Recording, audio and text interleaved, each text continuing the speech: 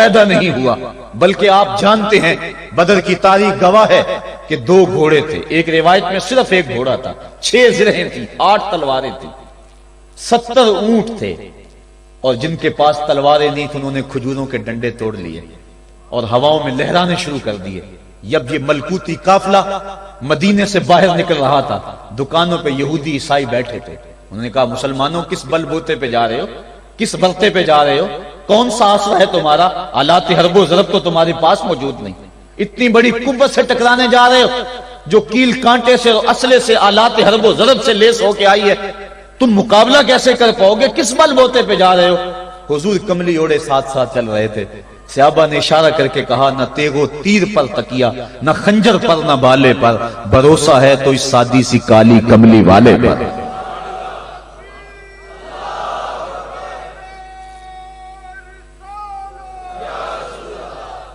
اب اس ماحول میں جبکہ کفار پورا لاؤ لشکر لے کے آئے اور ابو جہل نے کہا اعلان کر دو لنا عزا ولا عزا لکم، یہ ان کے بت کا نام ہے، ہمارے پاس عزا ہے تمہارے پاس عزا نہیں، ہمارے پاس لات ہے تمہارے پاس لات نہیں، ہمارے پاس منات ہے تمہارے پاس منات نہیں، ہمارے 360 خدا اور تمہارا 1 خدا، مقابلہ ہی کوئی نہیں۔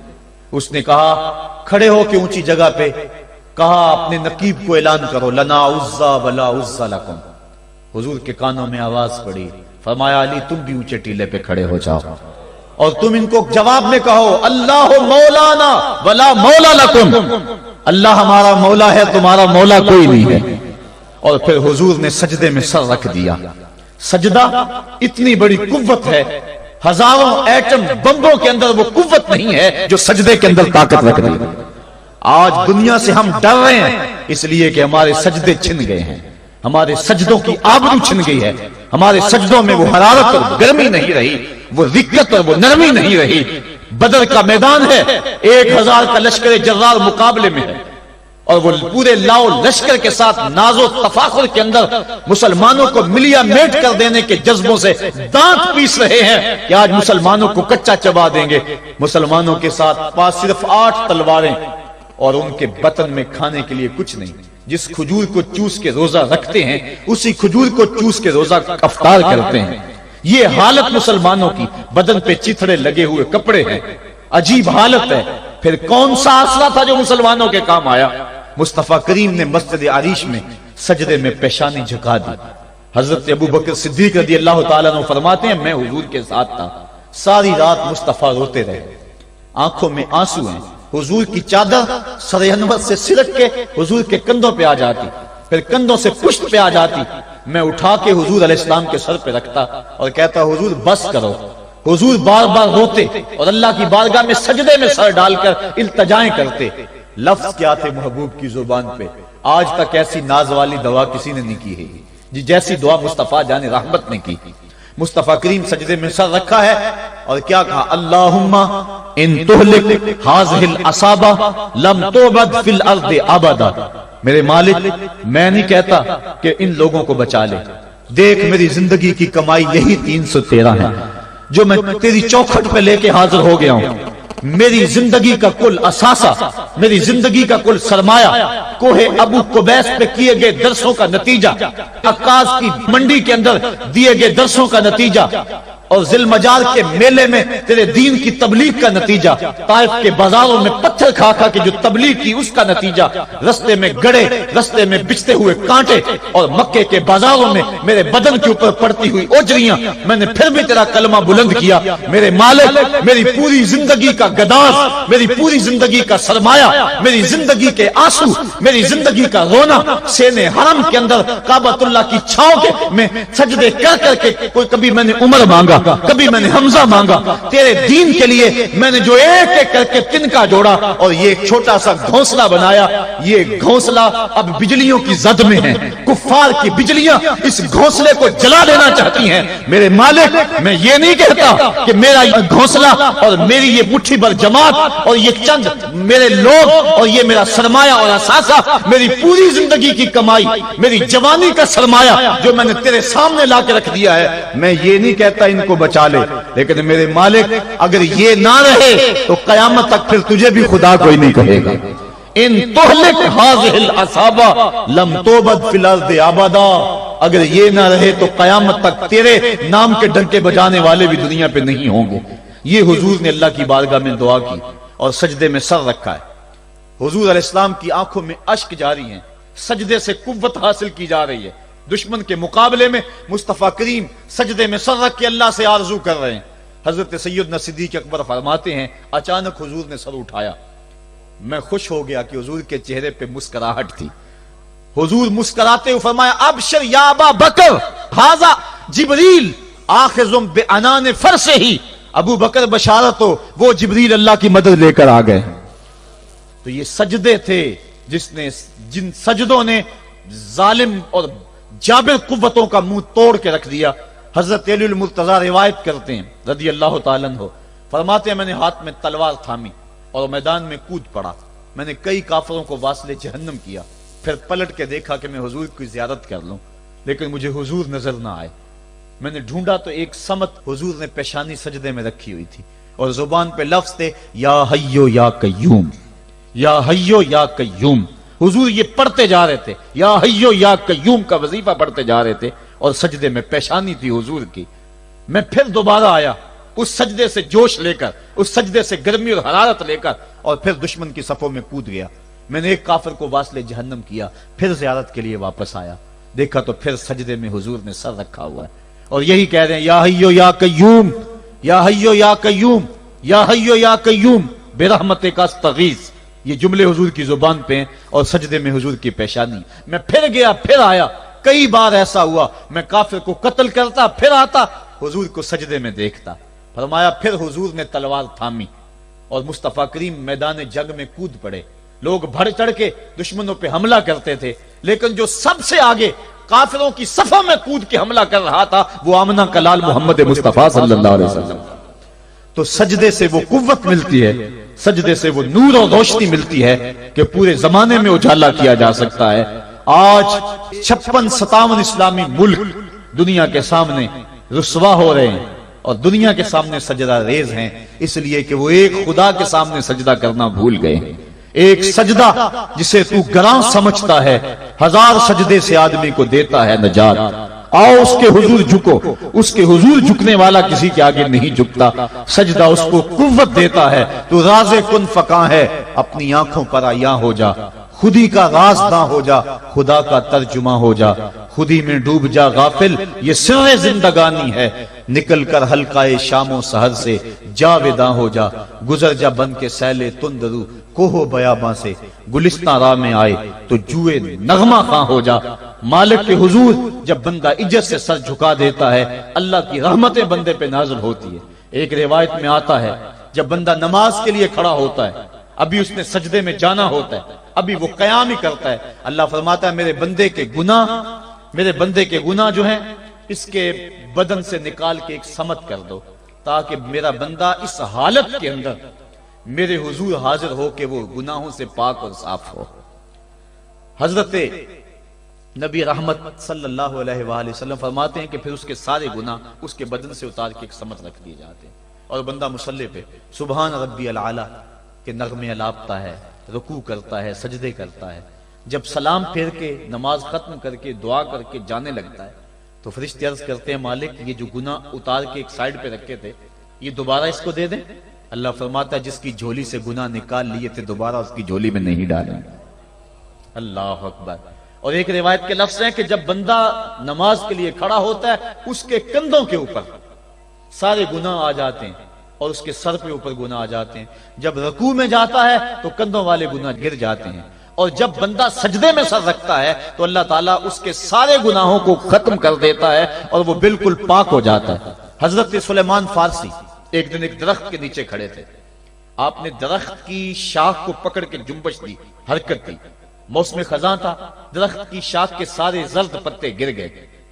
ایک صحابی پاس کھڑے تھے، انہیں پوچھنے لگے عثمان تو نے مجھے پوچھا نہیں کہ میں نے درخت کی شاخ کو یوں ہلایا کیوں ہے؟ انہوں نے کہا اچھا پھر آپ بتا دیں کہ آپ نے درخت کی شاخ کو یوں کیوں ہلایا ہے؟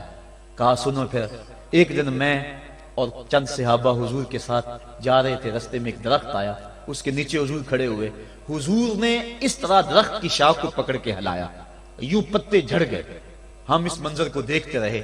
حضور علیہ السلام نے فرمایا سلمان فارسی تو نے مجھے پوچھا نہیں کہ میں نے اس درخت کی شاخ کو یوں کیوں ہلایا ہے؟ تو میں نے عرض کی حضور آپ بتا دیں کہ آپ نے کیوں ہلایا ہے؟ فرمایا سلمان جس طرح اس درخت کی شاخ کو ہلایا گیا اور سارے پتے جھڑ گئے، جب کوئی بندہ سجدے میں سر رکھتا ہے، نماز پڑھتا ہے، اس کے سارے گناہ دھل جاتے ہیں اور وہ پاک اور صاف ہو جاتا ہے۔ ایک دن فرمایا صحابہ اگر کوئی بندہ اس کے گھر کے سامنے سے نہر گزرتی ہو اور وہ دن میں 5 مرتبہ اس نہر کے اندر غسل کرے تو بتاؤ اس کے بدن کے اوپر کوئی میل کچیل رہ جائے گا؟ عرض کی نہیں۔ فرمایا اس طرح جو 5 نمازیں پڑھتا ہے اس کے بدن کے اوپر گناہوں کا میل نہیں رہتا۔ فرمایا الصلاۃ معراج المومنین، نماز مومنوں کا معراج ہے۔ عماد الدین الصلاۃ، نماز دین کا ستون ہے۔ حبب الی من دنیاکم ثلاث الطیب والنساء وجعلت قرۃ عینی فی الصلاۃ، مجھے تمہاری دنیا سے صرف 3 چیزیں پسند ہیں، خوشبو، منکوحہ بیویاں، اور میری آنکھوں کی ٹھنڈک نماز میں رکھی ہے۔ اور حضور نے یہ بھی ارشاد فرمایا من ترک الصلاۃ متعمدا فقد کفر، جس نے جان بوجھ کے نماز چھوڑی گویا اس نے کفر ہی تو کیا، یعنی کافروں والا کام کیا۔ حضرت امام فخر الدین رازی نے تفسیر کبیر میں لکھا حافظوا علی الصلوات والصلاۃ الوسطی، اس آیت کریمہ کے تحت ایک عورت مدینے کی گلیوں میں چیخ رہی ہے اور کہنے لگی مجھے حضور کے در کا پتہ بتاؤ۔ حضور کی چوکھٹ کا پتہ بتلایا گیا، وہ حاضر ہوئی۔ آقا کریم صلی اللہ علیہ وسلم کی خدمت میں عرض کی حضور میرا خامد سفر پہ گیا ہوا تھا اور میں نے اس کی عدم موجودگی کے اندر زنا کر لیا، حمل ٹھہر گیا، اور جو بچہ پیدا ہوا میں نے مارے شرم کے اس بچے کو سرکے کے مرتبان میں ڈال دیا، اور پھر اسی سرکے سے میں لوگوں کو فروخت کرتی رہی ہوں۔ اب جب کہ میرا ضمیر جاگا ہے، میں آپ کی خدمت میں حاضر ہوئی، مجھے بتایا جائے کہ میرے گناہ کا بھی کوئی کفارہ ہے۔ حضور نے ارشاد فرمایا جو تو نے زنا کیا ہے اس کی سزا رجم ہے، چونکہ تو شادی شدہ ہے، اور جو تو نے بچے کو قتل کیا ہے قتل کی سزا قتل ہے، اور جو تو نے سرکہ بیچا ہے فقد ارتکبت کبیرہ، تو نے کبیرہ گناہ کیا ہے، اس کی سزا تو قیامت کے دن پائے گی۔ اس کے بعد حضور فرمایا ان تینوں گناہوں کی یہ سزا ہے، لیکن جس طرح تو گھبرائی ہوئی آئی تھی میں تو یہ سمجھا تھا شاید تیری نماز اثر قضا ہو گئی ہے۔ اب آپ اندازہ کریں کہ نماز کی اہمیت کیا ہے اور ہم اس باب میں کتنی سستی کرتے ہیں۔ کسی سے پوچھا جائے نا آؤ نماز پڑھنے چلے، وہ کہتے ہیں بس یار میرے کپڑے پلید ہیں، کپڑے میرے پاک نہیں ہیں۔ تیرے کپڑے کیسے پاک رہ سکتے ہیں؟ تو اللہ کے حضور جھکنا نہیں جانتا، تیرے کپڑے بھی پلید ہیں، تیرا دل بھی پلید ہے، تو اس کے حضور جھک کے تو دیکھ، تن بھی ستھرا کر دے گا، تیری روح کو بھی پاکی دے دے گا، تیرے قلب کو بھی طہارت بخش دے گا۔ تو اس کے حضور آ جھک، اس کے حضور سجدوں سے اللہ کے حضور خراج پیش کر اپنی محبتوں کا۔ جب بندہ سجدے میں سر رکھتا ہے اللہ فرشتوں میں فخر کرتا ہے میرے بندے کو دیکھو نا، بالآخر میرے حضور ہی جھکا ہے نا، کتنے گناہ کیے اس نے، کتنے جرم کیے اس نے، لیکن بالآخر میرے حضور آیا اور اپنے گناہوں کی معافی مانگتا ہے۔ فرشتوں گواہ ہو جاؤ میں نے اپنے اس بندے کی مغفرت فرما دی۔ تو اللہ کے حضور نماز پڑھنے والا، بلکہ ایک روایت مسند امام احمد بن حنبل میں موجود ہے، حضور فرمایا جب بندہ نماز کے ارادے کے لیے اٹھتا ہے اور وضو کرنے کے لیے جب پانی کا پہلا قطرہ چلو پہ لیتا ہے، جو ہی اس کے بدن سے وضو کا پانی چھوتا ہے اللہ اس کے گناہوں کو معاف فرما دیتا ہے۔ جس نماز کے قصد کے لیے اٹھیں اور وضو کریں اور پانی چھوتے ہی گناہ معاف ہو جائیں، اگر اس نماز کا اعلیٰ درجہ سجدہ کر لیا جائے تو پھر مالک کی کتنی رحمتیں نازل ہوگی۔ یہ کتنی بڑی دولت ہے، یہ کتنا بڑا سرمایہ ہے جس سے ہم لوگ محروم رہ جاتے ہیں۔ آؤ اللہ کی رحمتیں سجدے میں ڈھونڈے، سجدے میں پیشانی رکھ کے جب ہم اس کی رحمت کو مانگیں تو وہ مالک ہمارے اوپر رحمتیں نازل کرے گا۔ آج پوری دنیا کے اوپر مسلمانوں کے ساتھ جو حالات ہیں وہ کسی سے مخفی نہیں۔ کوئی کہتا ہے کہ معاشی طور پہ مسلمان کمزور ہیں، اس وجہ کو بھی میں تسلیم کرتا ہوں۔ مسلمان کے پاس آلات حرب و ضرب بھی موجود نہیں ہیں، اس وجہ کو بھی تسلیم کر لیا جائے۔ سیاسی طور پہ مسلمان کمزور ہیں، اس وجہ کو بھی تسلیم کر لیا جائے۔ یہ ساری وجہیں اپنی جگہ پہ، لیکن یہ بھی تو سنو مسلمانوں کی تعداد اس وقت 1 ارب 40 کروڑ ہے۔ افرادی قوت اتنی کبھی بھی مسلمانوں کی نہیں ہوئی تھی. اس وقت مسلمانوں کے پاس ایٹمی طاقت موجود ہے. اتنی قوت عسکری کبھی بھی مسلمانوں کے پاس نہیں ہوئی تھی. 56 اسلامی ملک ہیں جن میں قیمتی معدنیات سے اور تیل کی دولت سے اور سونے کی قیمتی معدنیات سے یہ مسلمان مالا مال ہیں. کیا کچھ نہیں ہے جو مسلمانوں کے پاس نہ ہو. لیکن ایک دولت چھن گئی مسلمانوں کے پاس، وہ سجدے کی آبرو، وہ سجدے کی عزت، وہ پیشانی رکھ کے اس رب کو پکارنا جو سب سے اعلیٰ ہے، جو سب سے بالا ہے، جس نے موسیٰ کے فرعون کو نیل کی موجوں میں ڈبو دیا. کیا پوری امت مسلمہ 1 ارب 40 کروڑ انسان سجدے میں سر رکھ کے سبحان ربی الاعلیٰ کے نغمے آلاپ کے اپنے رب سے گزارش کریں اور اپنی امت کا رونا روئیں؟ کشمیر میں لٹتی ہوئی جوانیاں اور قدس کے اندر بہتا ہوا خون، شبرغان سے لے کر کابل و قندھار تک اور موصل سے لے کر تکریب تک مسلمان کے اوپر جو ظلم و تشدد ہو رہے ہیں، اپنے رب کے حضور اس کا دکھڑا سنائیں اور اپنے مالک کو کہیں میرے مالک ہم لٹ گئے، ہم کٹ گئے، ہم پٹ گئے. اسلحے بھی موجود، افرادی قوت بھی موجود، سیاسی طاقتیں بھی موجود، لیکن اس کے باوجود مسلمان دبتا چلا جا رہا ہے. اسی کشتی کو ہے خوف تلاطم صدحیف منہ موڑ دیے تھے جس نے بڑھتے ہوئے طوفانوں کے، جو 300 ہو کر جرأت اور وہ طاقت اور وہ عظیمت کی داستانیں رقم کرتے ہیں کہ مالک تو بھی اس دن کو یوم فرقان کہہ کے پکارتا ہے. آج وہ امت بیچ منجدار کے اس امت کی کشتی ہچکولے کھا رہی ہے. ہماری فریاد، ہمارا استغاثہ تیرے سے ہے میرے مالک. ہمارا کھویا ہوا وقار بحال کر دے اور اس امت کو اس مرتبہ کمال تک پہنچا دے جس مرتبہ کمال تک یہ امت پہلے پہنچی تھی، اور ان کا کھویا ہوا وقار بحال کر دیا جائے. آج بھی ہم اگر سجدوں سے اپنے رب کو منا لیں اور وہ روٹھا ہوا رب آج بھی ہماری مدد کے لیے آ جائے تو پھر کوئی قوت، کوئی طاقت ہمیں نہیں لٹاڑ سکتی. آئیے ہم سجدے سے اپنے مالک، اپنے خالق اور اپنے رازق کے حضور اپنی محبتوں اور اپنی الفتوں کا خراج پیش کریں. نماز ایک ایسی عبادت ہے جس کا حکم قرآن میں 750 مرتبہ کے قریب دیا گیا. اور ایک آخری بات عرض کر کے اپنے موضوع کو سمیٹنا چاہوں گا. میرے اور آپ کے آقا مولا حضور نبی رحمت صلی اللہ علیہ وسلم پر جب وقت آخر آیا تو آخری وصیتیں جو حضور نے اپنی زندگی میں کی وہ کیا تھی؟ 2 وصیتیں تھی حضور کی آخری کی. جب حضور ایام مرض میں تھے اور آخری وصیتیں، اس کے بعد حضور نے کوئی کلام نہیں کیا، وہ یہی تھا الصلاۃ الصلاۃ الصلاۃ الصلاۃ. لوگوں میں تمہیں نماز کی تاکید کرتا ہوں، میں نماز کی تاکید کرتا ہوں. اور دوسرا فرمایا جو تمہاری ملک میں تمہارے غلام اور تمہاری لونڈیاں ہیں ان کے ساتھ حسن سلوک کی تاکید کرتا ہوں. یہ آخری 2 باتیں تھی جو حضور نے ارشاد کی. حقوق اللہ کے حوالے سے نماز اور حقوق العباد کے حوالے سے حضور نے کمزوروں کے حق ان تک پہنچانے کی تاکید امت کو دی، اور اس کے بعد پھر حضور انتقال کر گئے. آئیے ہم سجدوں سے اپنے رب کو راضی رکھیں. اللہ مجھے آپ کو توفیق عمل عطا فرمائے.